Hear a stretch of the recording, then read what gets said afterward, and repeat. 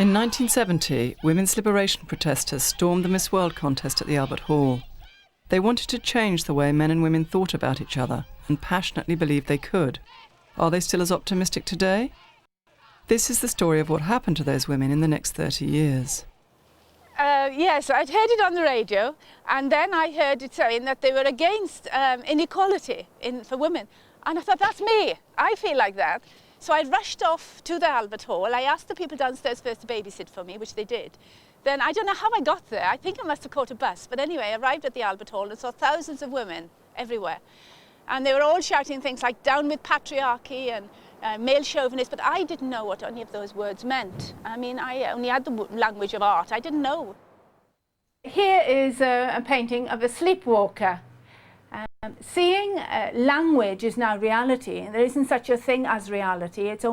We only see reality through language. It means that we're all sleepwalking all the time. And is this a female figure? Yes, it's me.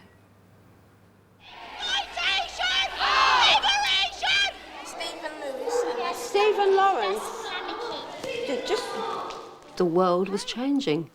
We wanted to change it. We thought we could change it.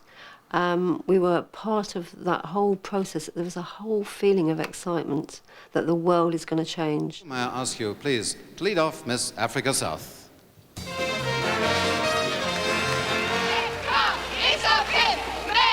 Ladies and gentlemen, Mr. Bob Hope.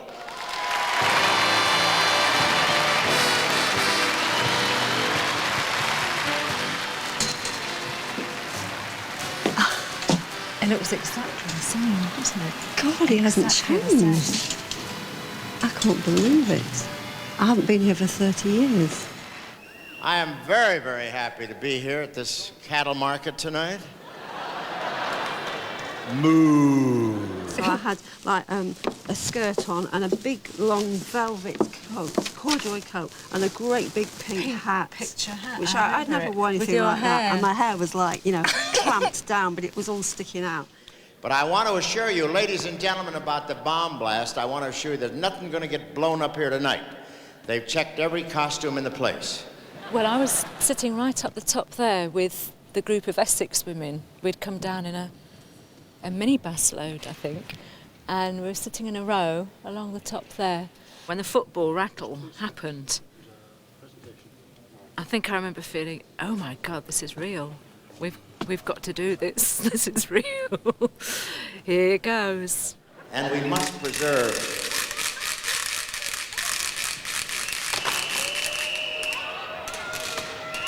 What shall I do? This is the moment. So I looked in my bag and I took out some tomatoes and lettuce. Which you just happened to have in your handbag. Which I just happened to have in my handbag, and I just threw them onto the floor.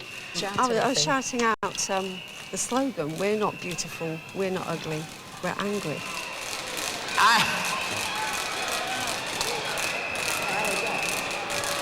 I was sitting, I think it was just about a few rows up, 3 or 4 rows up. Just had a great poster with women's liberation, I think, written on it, stuffed out the front of my little trendy dress. And I pulled it out and unrolled it and danced. It was a proper big poster. Yeah. And then sort of, you know, sidestepped along the seat, shouting out, women's liberation. The proceedings have been temporarily suspended. We started unbundling loads and loads of leaflet, throwing them around, just raining them down from the balconies. At the back of the amphitheatre, there were some demonstrators. They started rattling, and then they blew whistles, and then 1 or 2 of them managed to get through, which was quite an achievement because the security here has been extremely tight. This enormous bouncer in evening dress came towards me. And so I looked in my bag and I had a water pistol, and I pulled it out, and everybody went, ah! Oh no! And so he was coming towards me, and so I just held the water pistol, which was full of blue ink, and just squirted his tuxedo. Bob Hope certainly has left the stage while this is sorted out. No, he's back there still. He's a bit bewildered. Suddenly, I was grabbed, and then the next thing I knew, I was in the Black Maria with the doors closed, and then the next thing I knew was I was behind bars, and so it was a bit of a shock seeing I'd never been into a police station before. Ladies and gentlemen, this is a nice conditioning course for Vietnam. Well, I mean, I just remember I was, they had my legs and my arms, and I think I fought them off. When I was carried out by the policeman, I stubbed a cigarette out on his hand. I was carried out by 4 or 6 policemen. Anybody that would try to break up an affair as wonderful as this, with these kind of proceedings, and with these wonderful people and wonderful girls from the entire world, have got to be on some kind of dope, ladies and gentlemen, believe me. We were held for a long time in the police station. I was questioned by successive policemen over and over and over again in the course of several hours. I was so frightened. What is your answer to the people who accuse it of being, seriously, of being a cattle show and the rest of it? How do you feel? I think it's complete nonsense, I really do.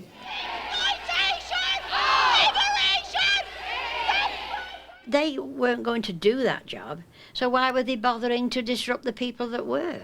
That was my point. And they did such silly things. Throwing flower bombs, which we didn't really know what they were throwing, and it was very frightening. Someone came rushing down at where we sat with this, well, it wasn't a proper gun, but I mean, we were terrified. It seems as though they'd got to do that, I don't know, to make their point, I suppose. They were feminists, they didn't agree with all this. A lot of them I thought we called them in those days butch girls, I don't know. I never knew what feminist meant. I have no idea what it meant. And I just went because I wasn't having, I felt, a fair deal in getting employment and being able to work as a painter. But now, of course, I don't consider myself a feminist. I wouldn't put my name down as a feminist.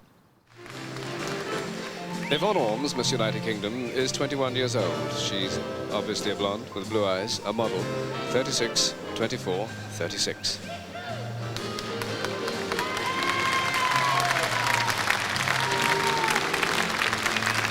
What do you understand by a feminist?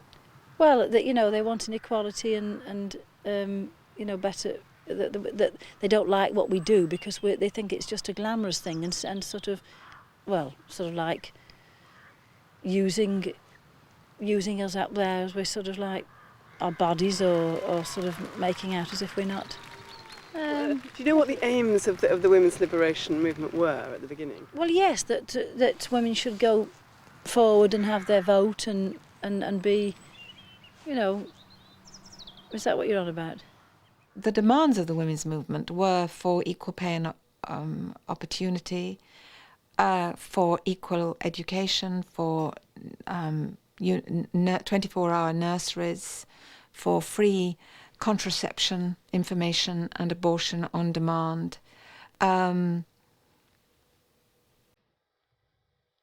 That's it, isn't it? I had a dream, a fantasy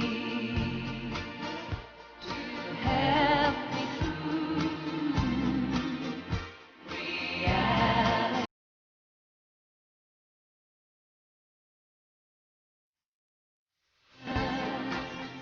But tell me if you feel uncomfortable, and I'll just go down your spine like this.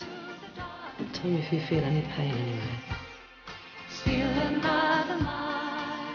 I got involved in the women's movement through meeting other mothers at the Peckham Rye 1 o'clock club on Peckham Rye, and we all met, and that was when we had the first group, which wasn't even to do with women's liberation, though we'd never heard the words women and liberation put together. And within a few months there were loads and loads of women's groups. It was like a bit of a forest fire.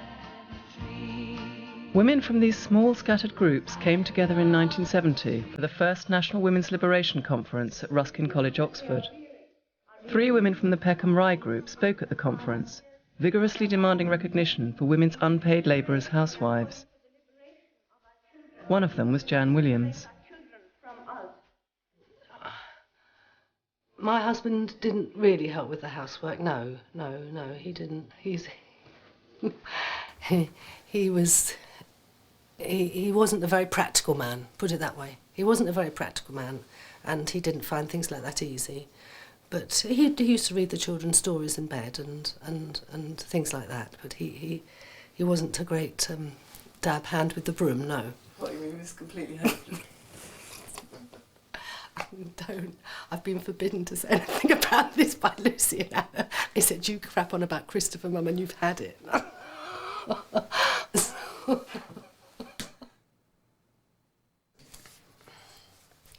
This was Shrew magazine from which different groups produced on a monthly basis. And on the front it says, I'm becoming aware of my position as a woman, both in society and in my own personal relationships.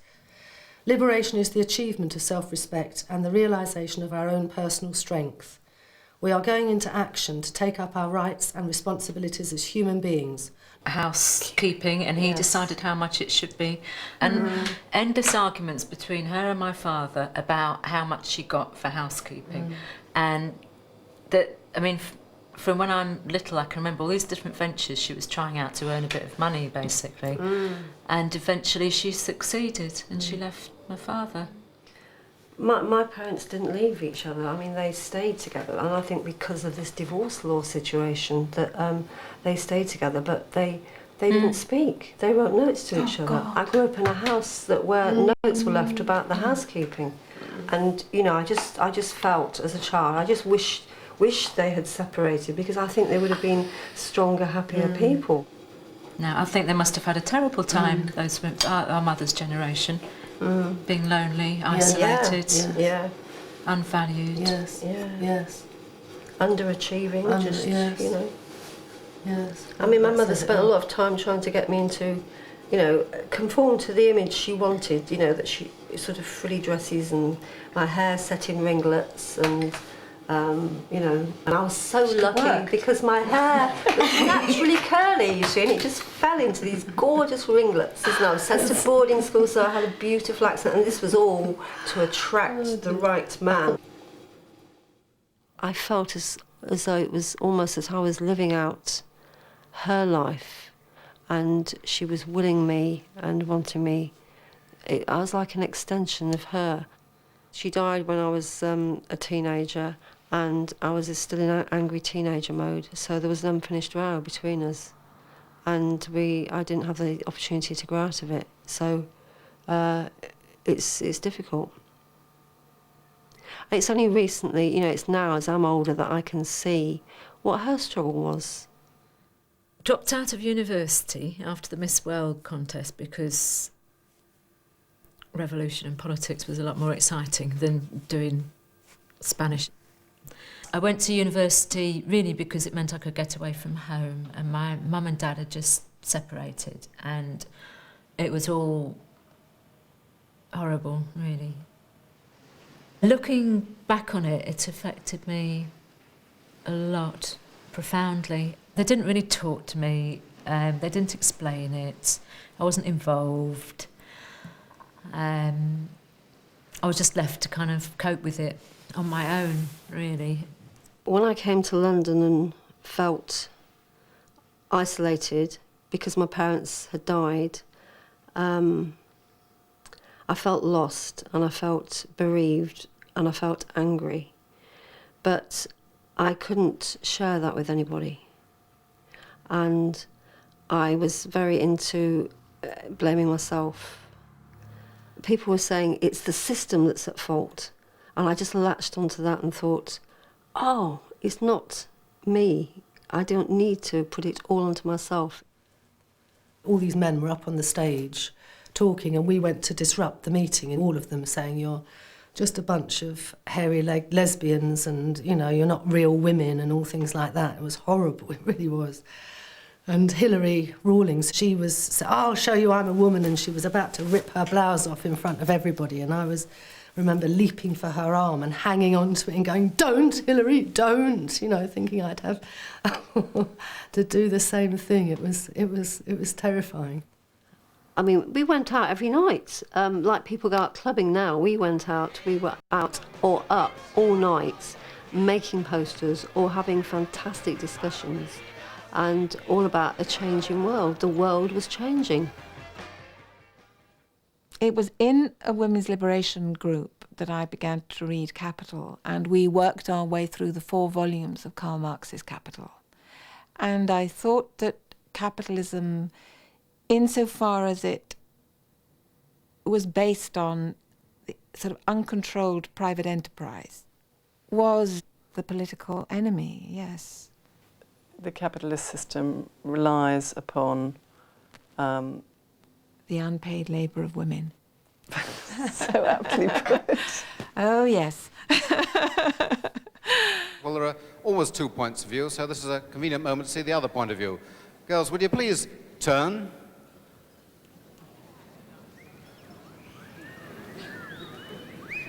If we can do the same job as a man, yes, we should get paid for doing that job. But there isn't all jobs that women can do as good as men. I don't think. There's certain jobs that I think is only for a man to do. Such as?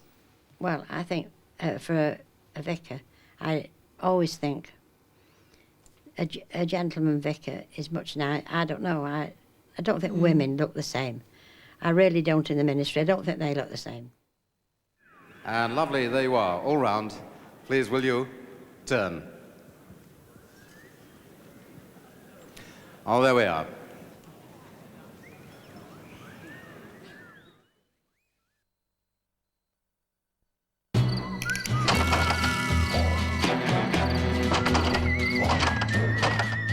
It may look mean, but the aloe vera plant's soothing extract enriches every single sheet of New Andrex aloe vera. New Andrex with friendly aloe vera. Colgate Total brings you a whiter world. New Colgate Total Plus Whitening. 12-hour protection, whiter teeth.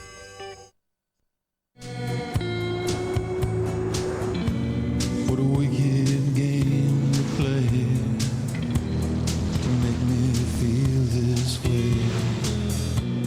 What a wicked thing to do to make me dream of you, and I don't want to fall in love with you.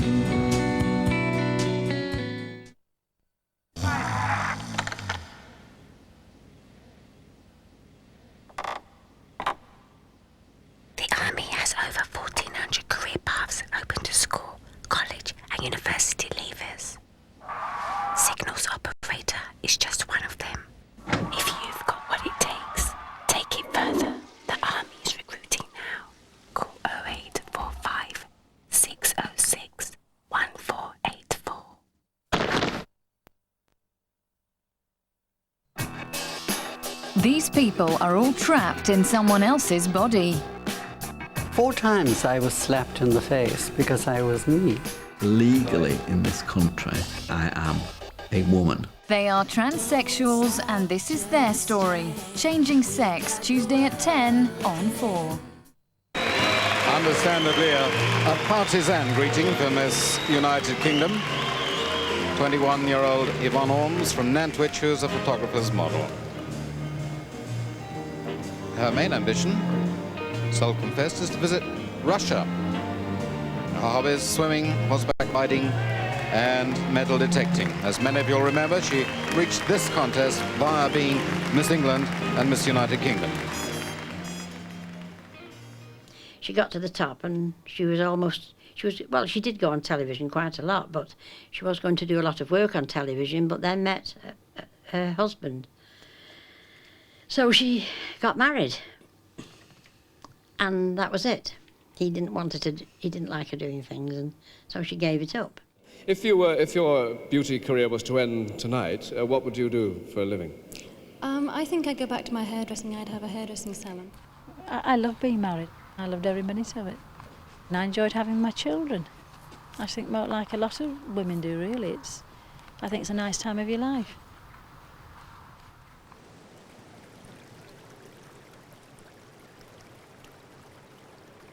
Wales, you could say, is a sort of matriarchy. Everybody says Wales is a matriarch, and I think they're right in some ways, because my mother was the whole power structure in the home. Whatever my mother said, whatever my mother decided, it happened. And I remember as well that the miners of Wales used to come back after hard days or after a hard week's work and bring their wages and hand it to their wives. The wives used to open the packet, take a little bit out, give it to their husbands for pocket money, and she kept the rest to run the home. I had arrived in London. I'd arrived with my husband and my small child, and we'd found a flat in West 11. I was only there to work, so that's all I cared about. I wasn't interested in anything else. I had my studio, so I spent all my time working, really.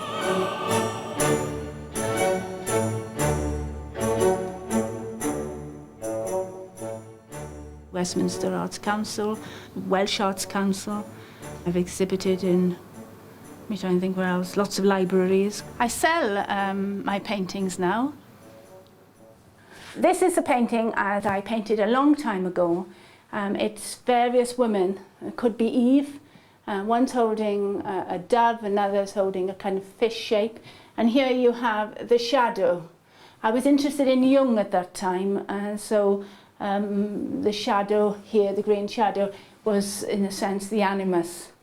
And this part of Eve is, part of her is in a kind of block of some sort, but I don't feel like that now. Changing everyday life was part of the political philosophy of the women's movement. So we and I was typical, I mean, lived, tried to live much more communally. And we did indeed. It was a very important part of our thinking that we should share childcare and domestic work and try to make those sort of everyday aspects of life collective. Jo Robinson and Jenny Fortune lived together in the same commune in the early 70s. My memories of that time is that it was fantastically positive in women and men being able to negotiate, support, sharing different relationships in a more public way. It was part of what we all felt we were doing together. Jo's only child was born there. The minute he was born, I went, Sam, because he just looked like Sam. We didn't want to acknowledge a patriarchal line, the name of the child coming from the father, because we were so feminist. We thought, well, we can't do that. But then, interestingly, we thought, well, why should it be our name? Why should we go through the matriarchal line, the name of the mother? I mean, we just went, well, we'll make a new name. We'll give our children a new name. And somehow the name Wild was pounced on. The Wild Bunch. I didn't live in a commune. You never lived in a commune? No, I wouldn't have called me in a commune. No. I lived for squatting, that's what everybody did. They all went and lived in squats. And there was a big commune up in South London as well. And they didn't have a... This is odd. They didn't have a door on the toilet because everything was meant to be so communal. Well, honestly. My kids used to say, don't take me there, Mum, I ain't going there again. I mean, there was a lot of things I didn't agree with, but the whole idea of women, you know, getting up and being heard and starting to communicate with each other about something rather than, you know, moaning on was absolutely manna from heaven for me, and I really, really, really believed it, and I still do.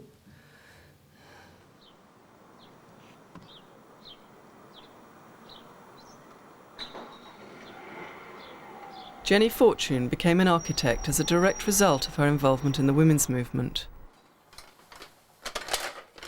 She developed an idea for a new kind of housing which would break down the isolation of single parents.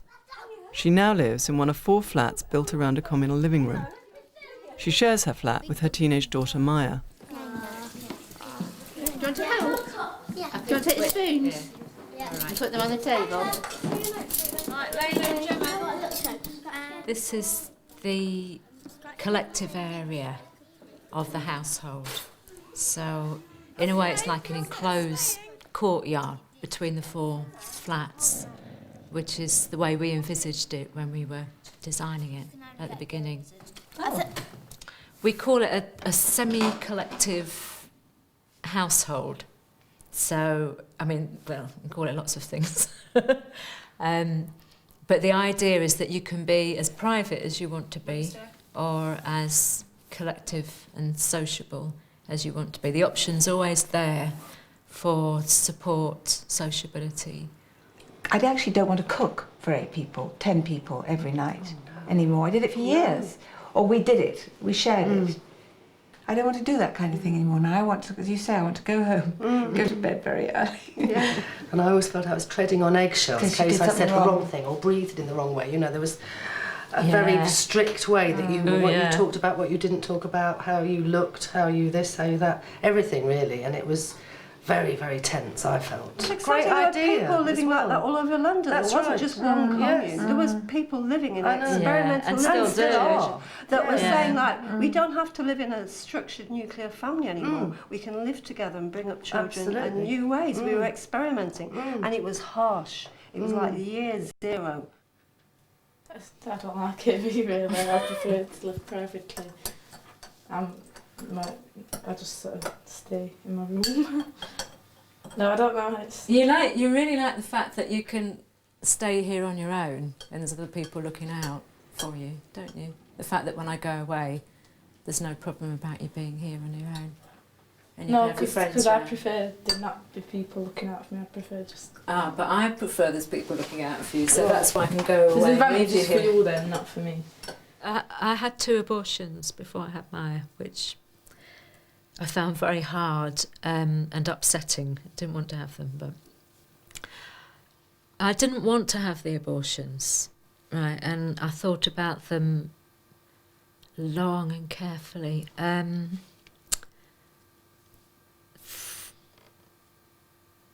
main reason why I had them was because my partner at the time did not want to have children. He felt he couldn't take responsibility for having children. I didn't feel at the time that I could bring up children on my own. You know, I didn't have any training or skill. I think the first time I was pregnant, I worked in a factory. And also the collective situation that I'd been in, well, I wasn't in any longer. And I was aware of what a difference it makes to bring up children with a lot of support around you. So, I mean, each abortion I was...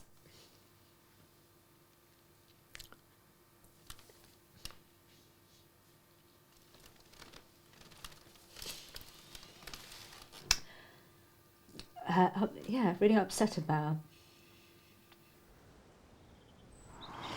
We came to Wales from Surrey with my husband's work, and he came up here to his factory, so we moved here.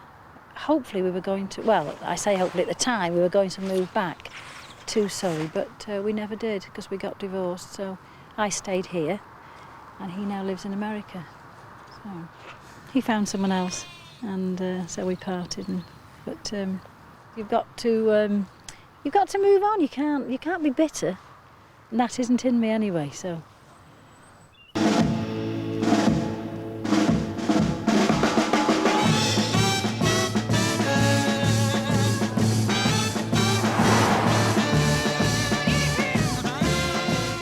We decided to defend ourselves because we saw it as a chance to make it a show trial. We basically told the legal system that they were a patriarchal, male-dominated system. They didn't represent our interests. We weren't going to get a fair trial. We made this statement right at the beginning. And from then on, we addressed the magistrate as Daddy, just to make a point. Joe had found some bylaw where a pregnant woman is entitled to go to the toilet whenever she wants when she's on trial, and so because Joe was pregnant, when she thought the proceedings were getting a bit long-winded or boring, she'd say, right, stop the trial, I've got to go for a wee. And he said, no, I'm sorry, Miss Robertson, I can't allow you to. And so she said, well, I've got to, I'm going to anyway. So she proceeded to squat in the middle of the courtroom, whereupon all the police jumped on top of her, and then all our supporters in the gallery jumped on top of them, and there was pandemonium. And the magistrate said, send them to Holloway. And so we spent one night in jail, which I'm afraid brought us all to our senses in like 2 seconds. We were defleed and disinfected and had all our belongings taken off us, left to wait in a little box for 8 hours or something, not knowing when we were going to be let out, put into a cell on our own with prison clothing on. For all we knew, we were going to be in there for the next 6 months. The feminine is always under threat, so to keep it from being extinguished, I somehow at that time put it in the fridge to try and keep it from deteriorating or disappearing altogether.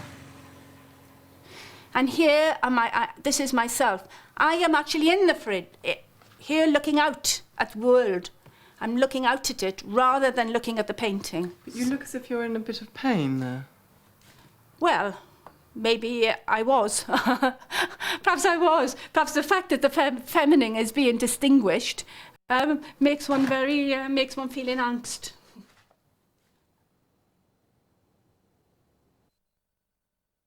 To mark the start of her Golden Jubilee, the Daily Mail is publishing our most revealing portrait ever of the Queen. Robert Lacey, author of Majesty, was given unique access to friends and courtiers for this compelling and intimate new biography. What is the story behind her marriage to Prince Philip? The other men in her life? Her troubled sons? Her family heartache? And how Diana's death transformed her? This important and historic series starts in tomorrow's Daily Mail. As a magazine publisher, I'm too busy to spend time sorting out my finances. But when I compared my mortgage to my sister's, I found I didn't have a very good deal. So I checked out Intelligent Finance and discovered that if I moved my mortgage to them, I could be better off. My Intelligent Finance mortgage was so simple to arrange. It was agreed in minutes over the phone, and they even refunded my valuation cost. For a really competitive mortgage arranged in minutes, call Intelligent Finance on 0845 600 4343 or visit if.com.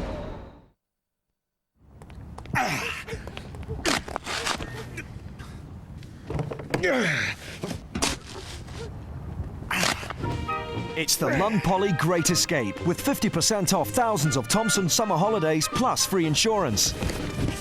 Everyone's getting away.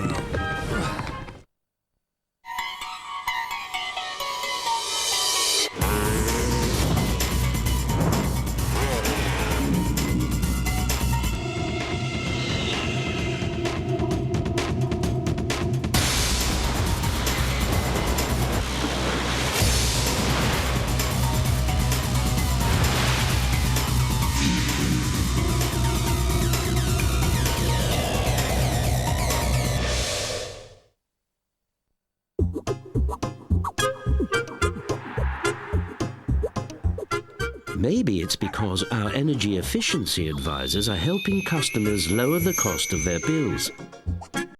Whatever it is, now over 2 million people have come back home to British Gas. To mark the Golden Jubilee, we've got a pair of Golden Jubilee and Queen Elizabeth rose bushes, free for every reader, starting in tomorrow's Daily Mail.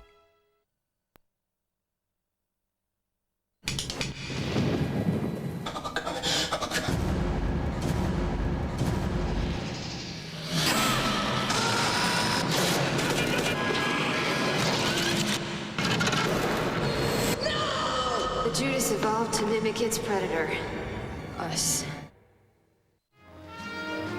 Miss United Kingdom.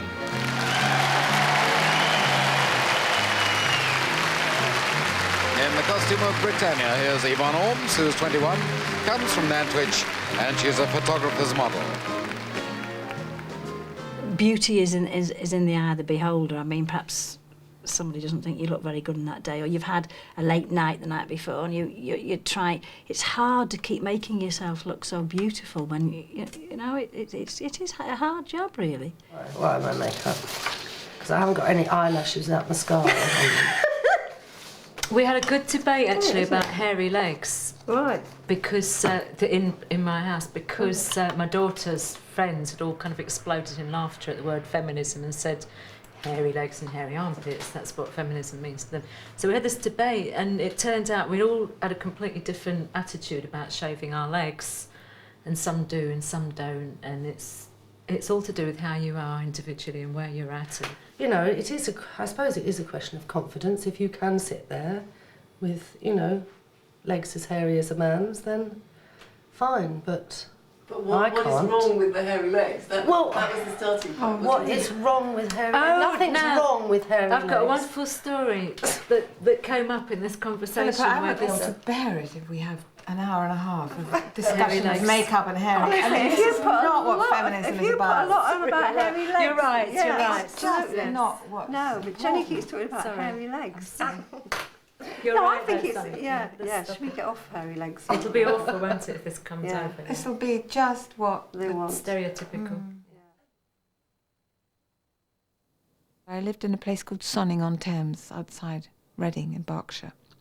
Oh, I think I was pretty rebellious, you know, argumentative young woman, and I mean, I loved both my parents very, very much, and argued, and probably didn't agree with either. You know, I did not want to live that kind of life. I did not want to live their life. I wanted to go away and live another kind of life.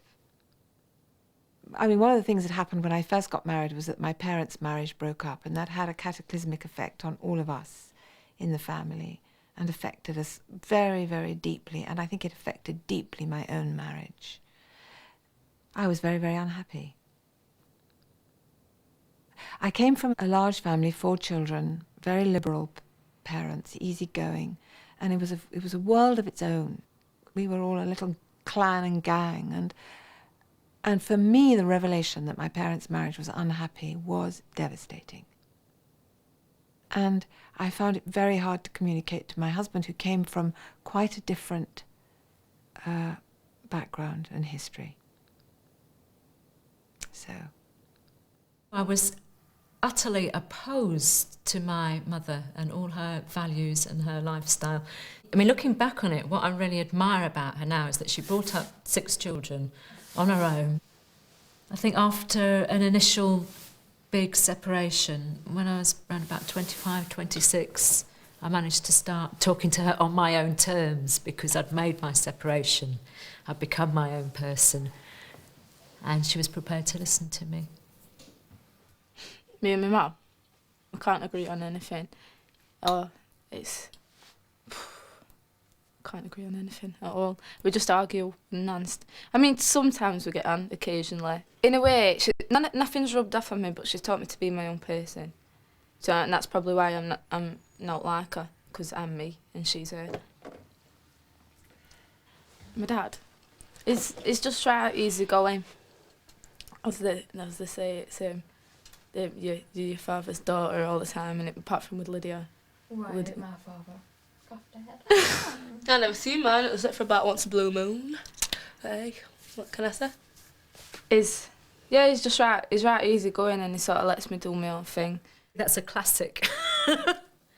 I take the responsibility, and I have to be the disciplinarian and the worrier and the breadwinner, and he's the sort of the friendly person on her side in a way. He takes her side. I'm not in a long-term relationship. I have men friends that I go out with, but I'm not in a long-term relationship, no. Would you like to be? Yeah. And what about Maya? She's got a boyfriend. And do you worry about her in that context? Well, I worry because he's 21 and has got a flat of his own. And she's 16 and she goes and stays with him. And I haven't met him. Well, I put contraceptives out for her and she blows her top and says, "We've thought about that. Don't be so ridiculous. Do the..."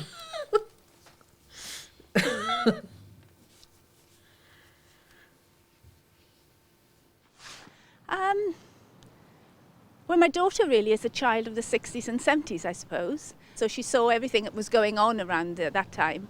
But I must say she's done really well for herself, because she's now a lecturer in university and she teaches computers. So it couldn't have been too bad. Oh, it's there. Touch that kettle right there. Yeah. So you went for the full... Yeah. Yeah. Yeah, and to Mum's credit, I mean, she never... she loved it, enjoyed it, loved the both me and my sister had, you know, big weddings, and she loved them and enjoyed them, had a great time. It's never... She's good, she's open-minded, you know, I don't think she's not, you know, I don't know. Rather wonderful weddings that I had, both of them. Really lovely. Did you get married? I just got married once, and I would never get married again. Ever, ever, ever, because of getting divorced. Because I think getting divorced was one of the most horrible things I've ever done, and I wouldn't ever put myself in the way of having to get divorced again. And really, truly, in my heart of hearts, I don't really see the point of getting married. Tie your legs together. Hey. When I was little, I did have an ideal man in view, and I even knew his name. It would be Bill, and I've never met a Bill. And it was Bill or Bob, that's right, and I used to practice writing in my rough notebook at school. Bob, darling, tea's ready.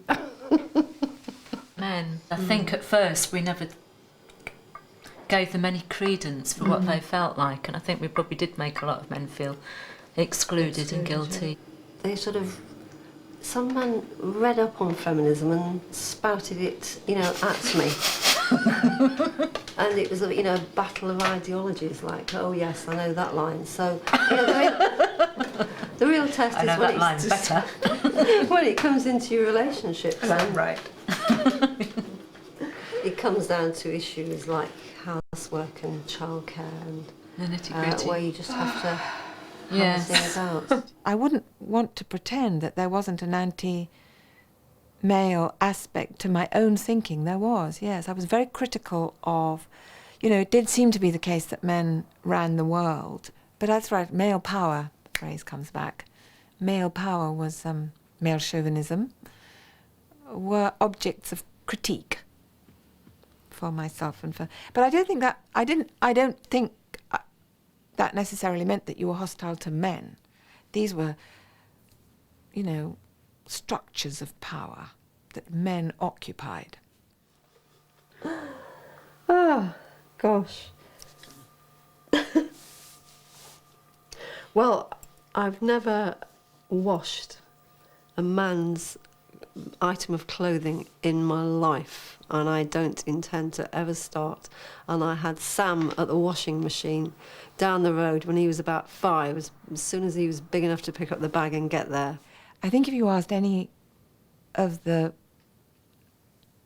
lovers or husbands or men involved in the lives of women like myself from the women's liberation movement, some, you know, they did find it quite difficult.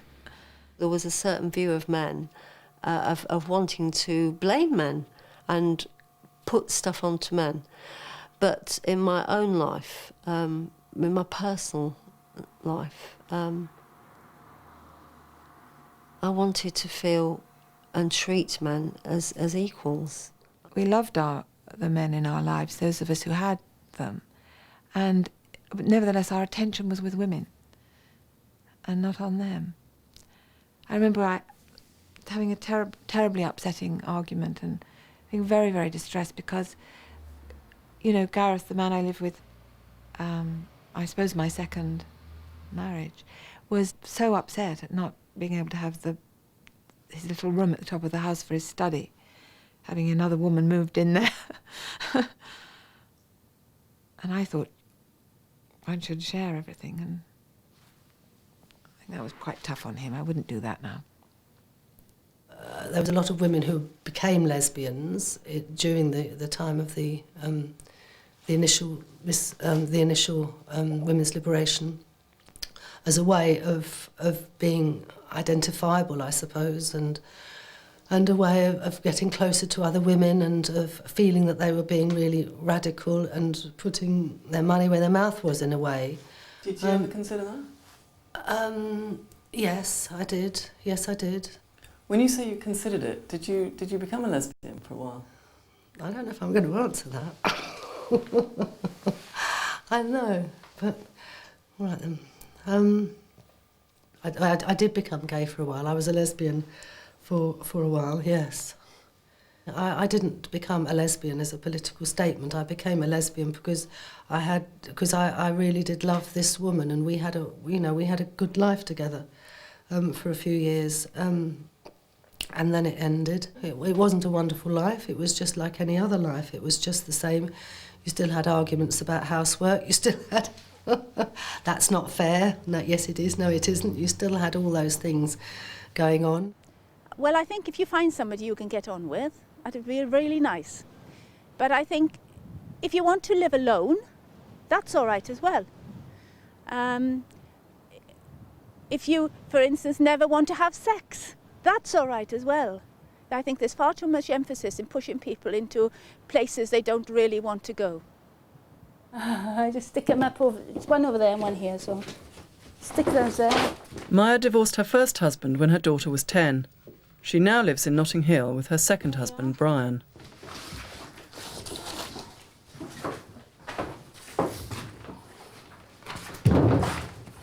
Right.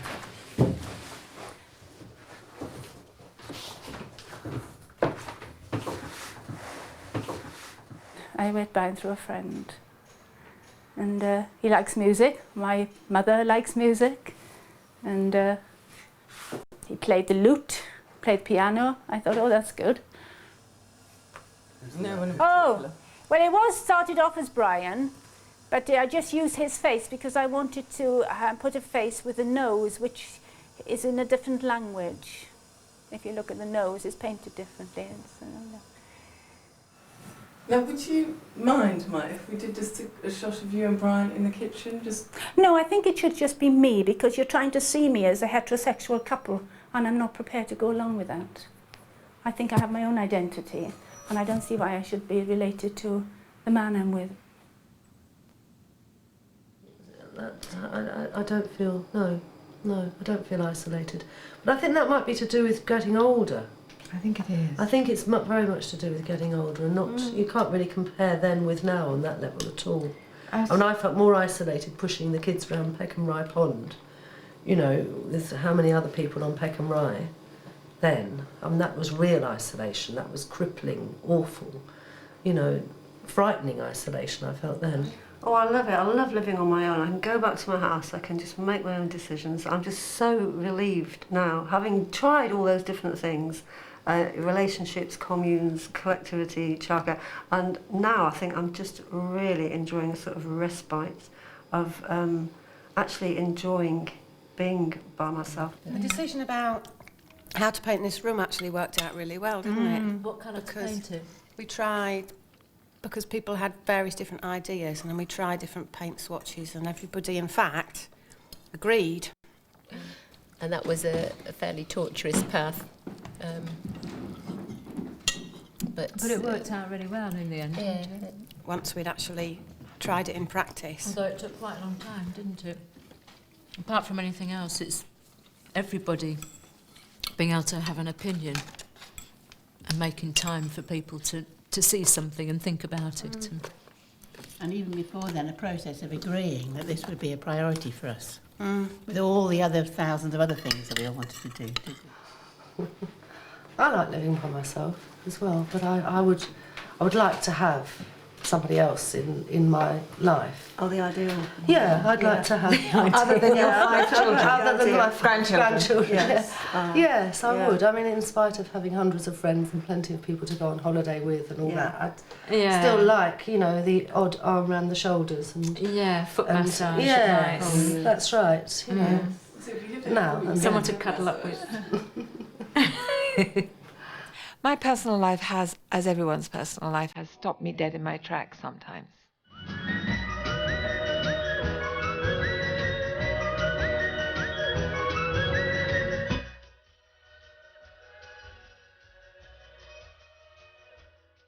I became much less confident or about, you know, whether or not one could really live out the future in the present. You were doing some nice, Jenny. She won't really let me encourage her. I mean, she very much wants to be her own person.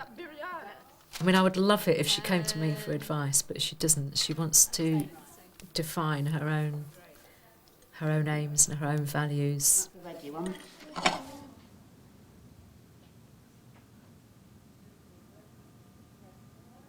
With feminism, I think I became aware that when you feel so consumed with energy about what you believe in, I think I became very, very strident.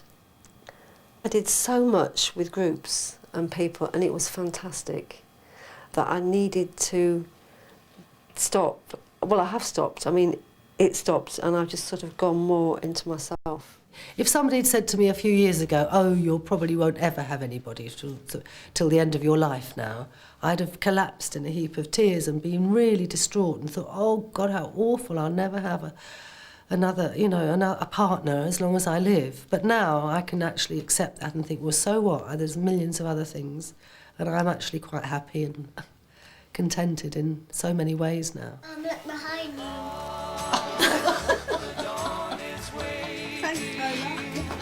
And my tears are falling rain, for the carnival is over.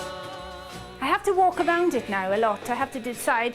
I've got to pretend in some ways that I'm inside the painting, and I wander around trying to think of what I would see or where I place things. It's like an internal landscape.